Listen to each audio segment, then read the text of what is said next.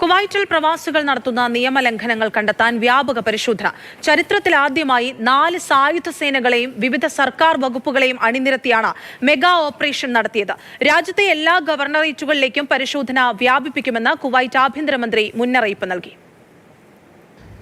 മലയാളികളടക്കമുള്ള പ്രവാസികൾ തിങ്ങിപ്പാർക്കുന്ന ജലീബ് അൽ ഷുയൂക്കിലായിരുന്നു വൻ സുരക്ഷാ സംവിധാനങ്ങളോടെയുള്ള പരിശോധന. കുവൈറ്റ് ഉപപ്രധാനമന്ത്രിയും ആഭ്യന്തരമന്ത്രിയുമായ Sheikh Fahad Yousef Saud Al സബായുടെ നേരിട്ടുള്ള മേൽനോട്ടത്തിൽ ബുധനാഴ്ച പുലർച്ചെയാണ് പരിശോധന ആരംഭിച്ചത്. കുവൈറ്റ് സൈന്യം, ആഭ്യന്തര മന്ത്രാലയം, നാഷണൽ ഗാർഡ്, ജനറൽ ഫയർഫോഴ്സ് എന്നീ 4 സായുധ വിഭാഗങ്ങൾ ഒരുമിച്ച് ഓപ്പറേഷനിൽ പങ്കെടുത്തു. രാജ്യത്തിന്റെ ചരിത്രത്തിൽ ആദ്യമായിട്ടായിരുന്നു ഇത്തരമൊരു സംയുക്ത പരിശോധന. കൂടാതെ വൈദ്യുതി, പൊതുമരാമത്ത്, വാണിജ്യം, public authority four manpower, municipality, ആരോഗ്യ മന്ത്രാലയം തുടങ്ങി വിവിധ സർക്കാർ വകുപ്പുകളും പരിശോധനയുടെ ഭാഗമായി.